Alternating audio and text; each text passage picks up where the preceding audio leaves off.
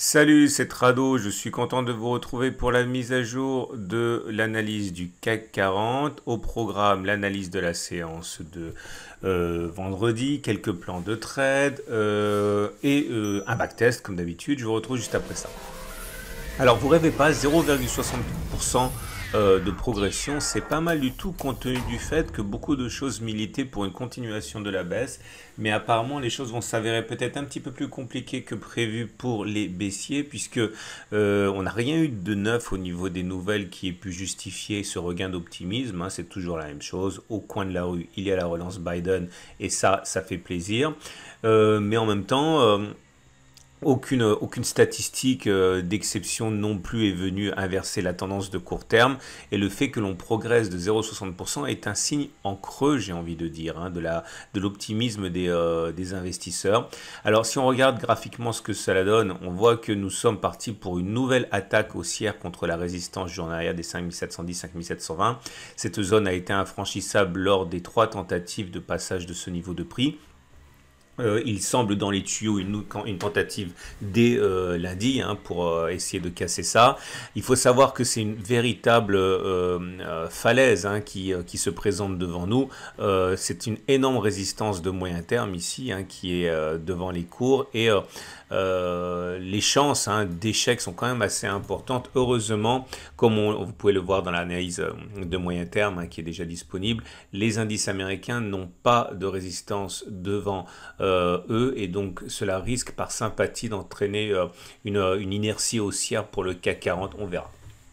En tout cas, vous remarquerez également que le gap n'a pas été rebouché, loin s'en faut. Il y avait une bonne opportunité pour les traders baissiers de mettre à genoux le CAC 40, parce que si on comblait ce gap, cela aurait milité, hein, pour un gap d'essoufflement qui aurait suscité sans doute une accélération baissière jusqu'au prochain gap, voire même peut-être le bas du canal. Et c'est pas du tout ce qui s'est passé, bien au contraire, on a rebondi au point près sur ce gap pour terminer sur une progression assez significative, puisqu'entre les plus bas et les plus hauts de la séance, on a quand même engrangé la bagatelle de 1,4%, donc une forte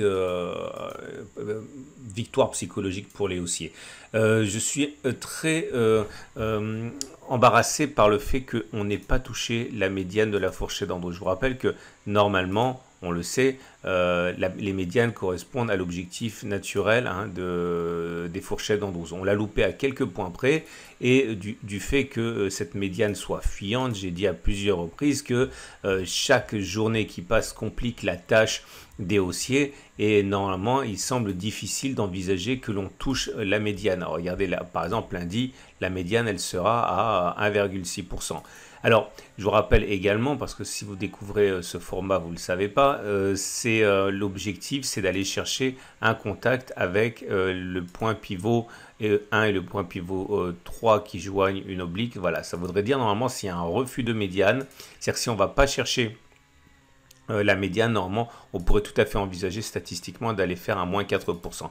Alors, est-ce qu'on va continuer sur le rythme auquel on a assisté vendredi? Je n'en sais rien, mais en termes de laps de temps, on va mettre la boîte d'Austin. Je vous rappelle que la boîte d'Austin consiste à prendre la plus grande des distances entre le pivot 1 et le pivot 2 d'une part, et le pivot 2 et le pivot 3 d'autre part. Vous voyez, c'est cette boîte-là, c'est la deuxième, notre boîte d'Austin, on la reporte ici.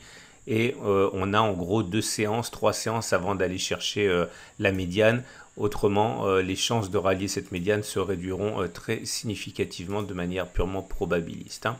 On verra. En tout cas, c'est intéressant. Le rebond n'a pas eu lieu de manière fortuite non plus, parce que non seulement ça correspondait à un gap, mais en plus ça correspondait, on l'a vu déjà dans la vidéo de jeudi, hein, au 23,6% de Fibonacci, c'est-à-dire qu'on a rebondi sur le premier niveau qui attire les traders. Je l'ai déjà dit, mais les traders aiment bien, lorsqu'ils croient à la continuation du mouvement, ils aiment bien rentrer sur le retracement de Fibonacci. Le niveau des 23,6% a suffi apparemment à donner fin et à attiser les appétits haussiers des investisseurs. On verra ce qui va se passer, mais là il me semble bien qu'on est parti encore une fois pour continuer de monter au regard de ce chandelier japonais qui est de nature haussière, hein, puisque c'est un avalement haussier. Alors, les puristes aiment bien que les avalements haussiers se produisent en fin de période de baisse, c'est vrai, Néanmoins, hein, ça reste quand même un chandelier qui montre des velléités haussières assez importantes. Alors pour le coup, c'est à l'Aiki Nashi hein, de mitiger un petit peu l'optimisme de cette bougie, puisque quand on regarde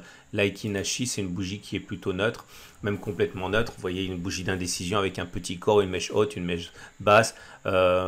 C'est pas une bougie haussière, c'est une bougie d'indécision. Et encore une fois, hein, ça milite de la prudence, contrairement au chandelier japonais, qui est résolument optimiste. On a loupé de quelques points, 3 je crois, la formation d'un premier bloc, d'un nouveau bloc vert, et ça sera peut-être dès lundi. On enchaîne avec les éléments purement techniques. La première des choses, c'est de remarquer que la moyenne mobile à 20 jours commence à adopter une pente légèrement haussière. Donc on est au-dessus d'une M20 qui monte légèrement, on va dire que la tendance générale devient haussière. Au-dessus de la M50 dont la pente est haussière, donc la tendance de fond est haussière. La moyenne mobile à cette période est également ascendante, on est au-dessus, on a rebondi hein, sur ce support dynamique. Ça veut dire que la tendance de court terme est haussière. Les bandes de Bollinger affichent pas grand chose, hein. On se met en parallèle horizontal, donc ça serait plutôt un trading range. Et la moyenne mobile à 200 jours étant ascendante, et puisqu'on est au-dessus, la tendance de long terme est haussière. Ce qui nous amène donc, ah oui, le super trend, regardez, hein, le super trend a résisté 4 fois aux assauts haussiers. Si cela devait casser, peut-être même pour lundi, si ça se passe bien, ça libérerait un potentiel important, comme le fait que l'on ait un non-croisement haussier M20, M50 est très prometteur pour la suite. Hein. Alors, on regarde maintenant les autres indicateurs techniques et en particulier celui qui m'intéresse aujourd'hui, qui est le KST. Alors, le KST était très branchouille dans les années 90 et même dans les années 2000. Il est tombé un petit peu en désuétude, mais bon, faut bien découvrir des choses nouvelles et certains qui découvrent l'analyse technique ne connaissent pas. Donc le KST, c'est simplement un outil formé de plusieurs taux de variation. Donc je vais vous mettre la définition ici. Vous avez donc 4 ROC, ça veut dire Rate of Change, ça veut dire des taux de variation. Donc les taux de variation sur 10, 15, 20, 30 séances. Vous mettez un lissage, vous mettez un signal, vous pondérez tout ça et vous avez un outil qui vous donne avec un signal eh bien, des moments où on achète et des moments où on vend. Okay, donc c'est ce qu'on va tester aujourd'hui parce que le signal d'achat a été donné, pas aujourd'hui, hein, mais il a été donné il y a 3 jours. Mais comme on est sur les mêmes niveaux que le jour où on a eu le signal, c'est toujours intéressant éventuellement de pouvoir profiter en retard hein, de ce signal qui est donné. Alors voilà le backtest du jour. Alors voilà ce qu'on va faire. Je vous rappelle que les backtests sont a priori valables pour tout, pour les actions, pour les indices, pour le forex, pour les cryptos, sur toutes les unités de temps, mais à charge quand même pour vous de vérifier parce que ce qui est vrai en général n'est pas vrai en particulier sur toutes les unités de temps et tous les actifs, donc faites quand même le test. Alors voilà ce qu'on va faire. On va backtester la stratégie suivante qui consiste à acheter lorsqu'on a le signal, okay, sur la bougie de signal, et on va viser un gain de 6% et on va mettre un stop loss à 3%. Autrement dit, vous avez un ratio gain-risque de 2 pour 1. C'est-à-dire que le trade sera réputé gagné si une fois qu'on a eu le signal, on prend 6%. Le trade sera réputé perdu si on descend de 3% avant d'avoir été chercher les plus 6%. Donc c'est parti. Voilà notre première occurrence qui est là. C'est sur cette bougie qui est apparu le signal, donc la grande bougie. Okay. Et à partir de là, comme vous pouvez le voir, je n'ai pas mis de succès ni d'échec parce que mon objectif c'est de faire 6% et pour l'instant on est à... Ah ben non, je raconte des bêtises. On les a fait, je ne sais pas pourquoi j'ai dit qu'on ne l'avait pas fait, mais on a fait. Donc c'est un succès, je pensais qu'on ne l'avait pas fait, je pensais que ce n'était pas terminé. Et voilà l'échec. Ici, vous voyez, le signal est donné sur cette bougie-ci. Est-ce qu'on a fait plus 6 ou est-ce qu'on a fait moins 3% d'abord? On a fait moins 3 d'abord, donc c'est un échec. Maintenant, ça va aller plus vite. Donc on a un nouvel échec, un succès. Vous remarquerez d'ailleurs pendant que je fais défiler hein, la progression qu'il y a eu, vous voyez que très souvent on a des progressions importantes et c'est l'intérêt hein, de cet outil. Donc un nouvel échec ici, encore un échec, encore un échec, encore un succès, un deuxième succès, un échec, un succès, un échec, un succès, un échec, un deuxième échec, un troisième échec d'affilée, un succès, un échec, 2, 3, 4 échecs d'affilée, 2 succès, 2 échecs, troisième échec d'affilée, un succès, un deuxième succès, un troisième succès, un quatrième succès, 2 échecs d'affilée et ça y est, on a nos occurrences. Et on arrive donc à, sur 30 occurrences, eh bien, 17 échecs et 13 succès. Autrement dit, un taux de réussite de 43% seulement. Néanmoins, il faut bien comprendre que ce système est très encourageant parce qu'étant donné que l'on gagne 2 fois plus quand on a raison que l'on ne perd quand on a tort, vous avez un profit factor de 1,5. Autrement dit, ça veut dire que pour une unité de risque, vous pouvez gagner 1,5. Autrement dit, c'est un système, s'il était valable, et il n'est pas valable parce que vous le savez, 30 occurrences, c'est insuffisant pour tirer des règles générales, mais en tout cas, ça vaut la peine à mon avis que vous mettiez les mains dans le cambouis et que vous regardiez ce que vous pouvez tirer de cet outil que je n'avais encore jamais backtesté avec vous. On passe pour terminer à l'Ishimoku. Et l'Ishimoku est toujours dans une situation, on va dire, pré-haussière. Il y a des éléments qui sont encourageants, sans nul doute, hein, notamment le fait que la SSA monte et que la Tenkan monte. Autrement dit, la tendance de court terme est haussière. On a réduit la pression en attendant la Tenkan. Hein. L'écart à la Tenkan était important, maintenant il est beaucoup moins. Ça ne veut pas dire qu'on va toucher la Tenkan, ça veut dire on a détendu l'élastique. La SSB est néanmoins plate, donc on peut considérer que le nuage est globalement plat. Donc la tendance de fond, elle est neutre. La tendance de court terme, elle est haussière. La tendance générale est neutre aussi parce qu'on est au-dessus de la Kijun, mais la Kijun est plate.